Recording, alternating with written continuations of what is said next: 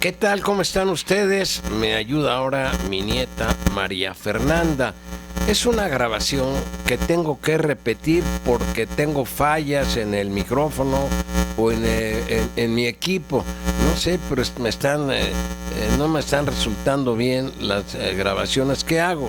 Se escucha, se percibe un ruido, de repente se va el audio y bueno, pues eso impide que usted escuche bien la opinión que yo vierto, la lectura que doy, el análisis que hago. Mire, en la capital de la República, sabe usted que se están llevando a cabo una serie de reuniones, le llaman foros, en la Cámara de Diputados, la Cámara Baja del Congreso de la Unión, en relación a este asunto del uso de la marihuana. Han participado algunos científicos, representantes de la ONU. El representante de la ONU, ahorita voy a dar lectura a lo que dice que se permite internacionalmente el uso terapéutico de la marihuana. Esto es un tema muy complicado, no es nada sencillo, porque hay diversas opiniones. Unos dicen que sí debe de despenalizarse y permitirse el consumo de la marihuana para fines médicos, terapéuticos y para fines de recreación. Otros dicen que bajo ningún motivo esto debe de permitirse por el daño que le puede causar sobre todo a los menores de edad. Por eso es complicado, y más si el Estado lo controla, pues ya sabemos, un gobierno corrupto, pues quién sabe a dónde vaya a parar esto. En otros países es el gobierno de ese país el que regula, el que controla la venta y el que recibe los impuestos o recibe el dinero por la venta de esto. Yo no me atrevo a emitir ninguna opinión por una razón. Yo no soy científico, yo desconozco. Yo sí estoy de acuerdo en que esto se analice a profundidad y que se analice en serio, porque ya sabe usted que aquí estamos sometidos a los intereses de los Estados Unidos, y si los gringos, el gobierno, le dice a Peña Nieto, ya despenaliza la marihuana, pues ya la van a despenalizar, en un momento dado, van a permitir su consumo, porque además algo que debe de ser tomado en consideración, por esto digo que hay que manejarse con mucho cuidado. ¿Qué se ha conseguido con la prohibición y sobre todo con el combate brutal y asesino que desató Felipe Calderón, presionado por el gobierno de los Estados Unidos, que ha causado muertes y más muertes?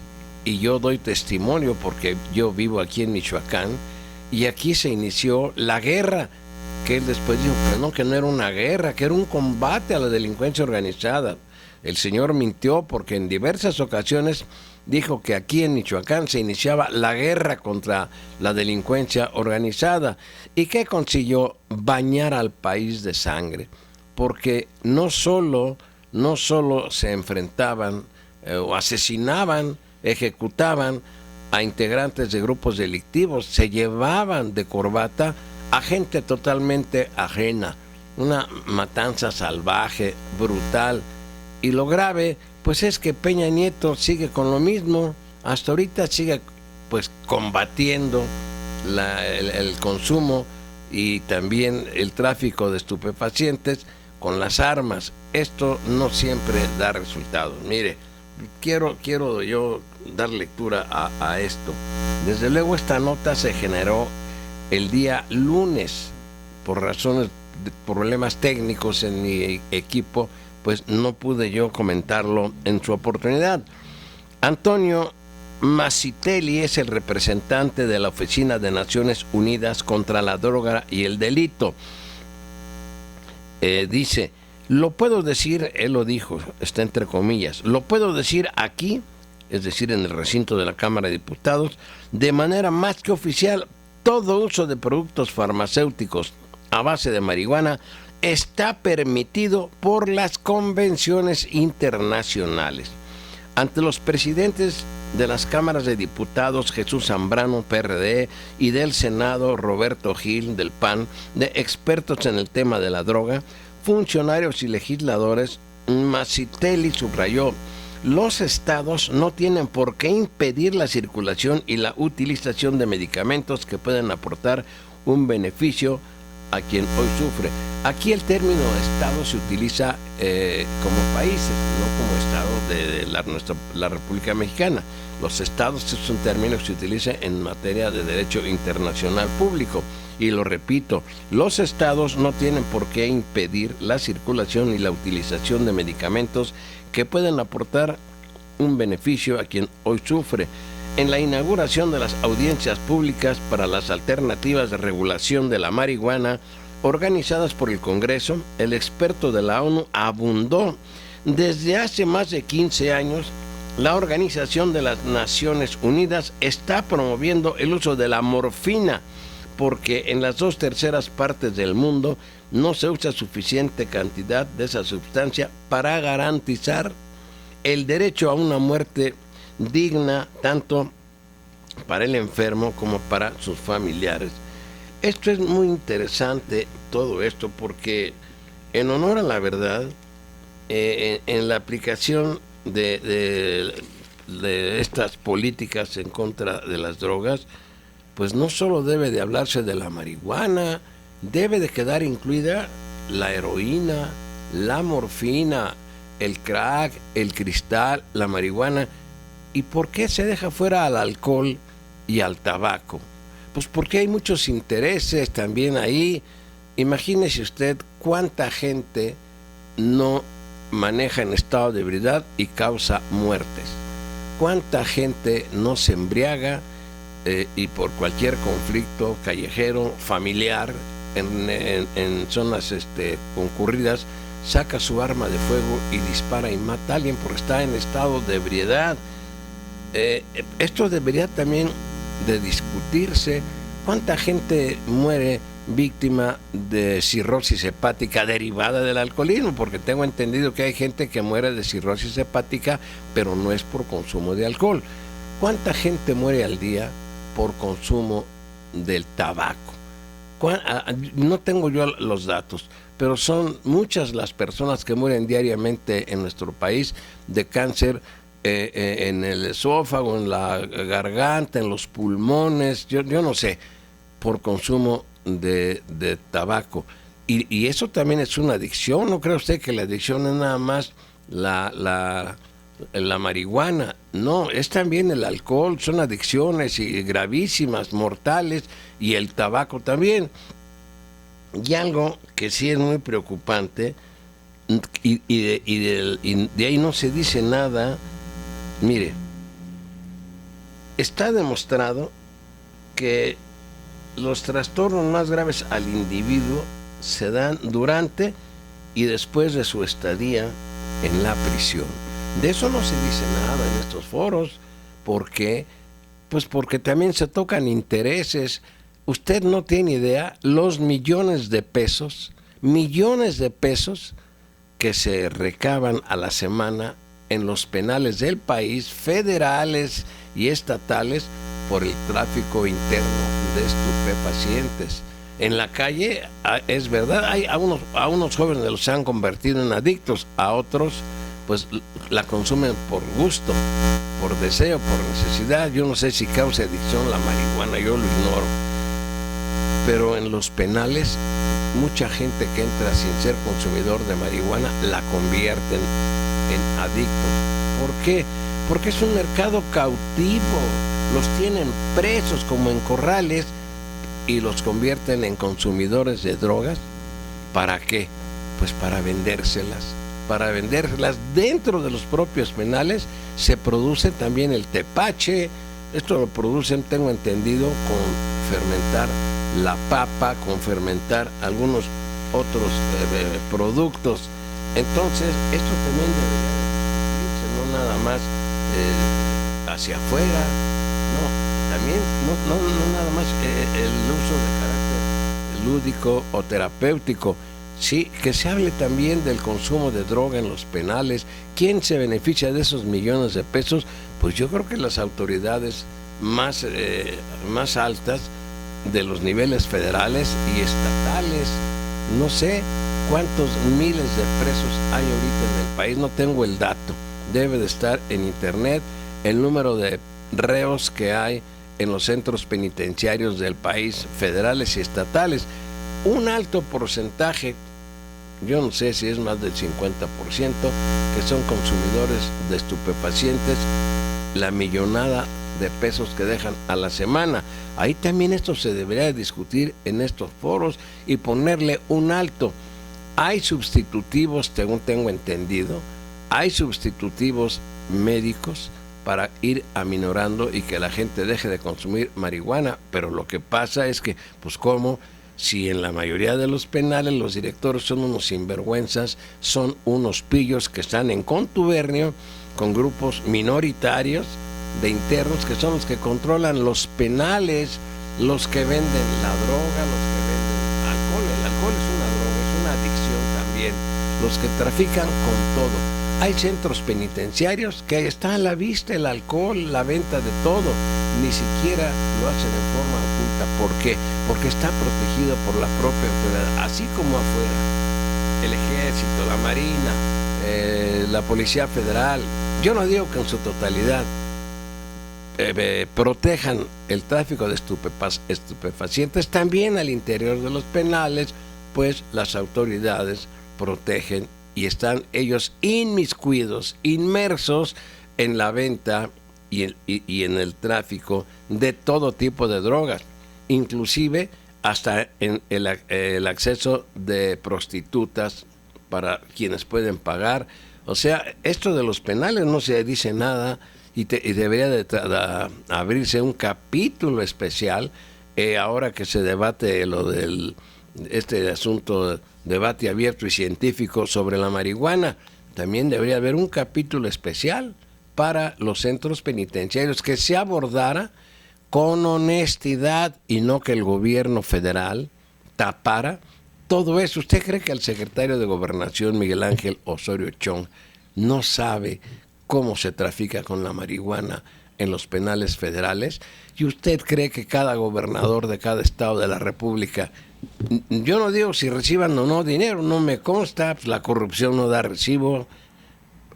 ¿Usted cree que los gobernadores de los estados no saben en los centros penitenciarios que dependen de un área que se llama Secretaría de Seguridad Pública, todo el tráfico que hay? Se cobra la entrada, se cobra el no pasar lista, el no hacer el aseo, el que se la pasen sin hacer nada los internos, se cobra hasta por permitirles pasar alimentos.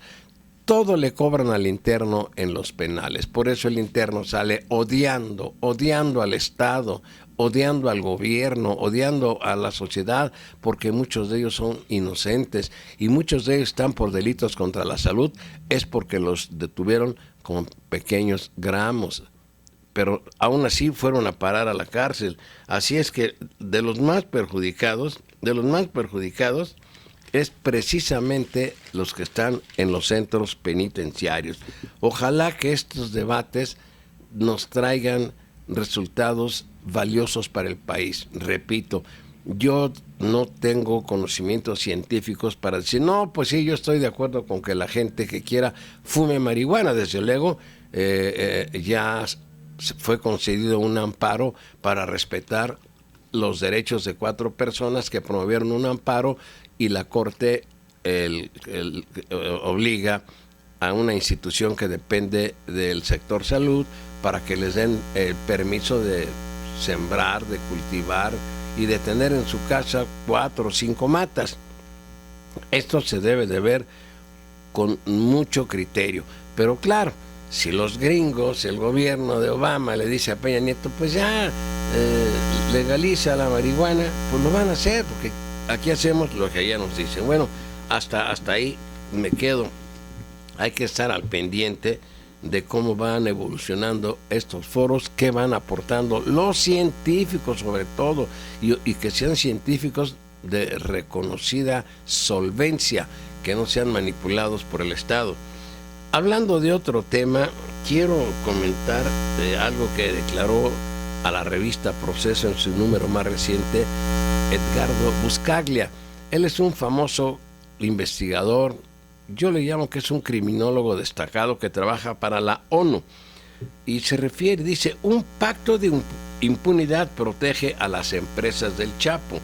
El gobierno federal presume la detención del Chapo, pero permite que las empresas del cártel de Sinaloa operen y hasta les da apoyos de programas públicos. Esto ocurre pese a que Estados Unidos comparte con México la lista de los consorcios donde los criminales lavan dinero. La razón, un pacto de impunidad, dice Edgardo Buscaglia. Las propias campañas de los presidentes mexicanos, uno tiene que partir de la premisa de que han sido infiltradas por los grupos criminales. Es decir, Edgardo Buscaglia da a entender que en las campañas de los candidatos a la presidencia de la República y luego ya presidentes, pues durante la campaña recibieron millones de dólares del narcotráfico.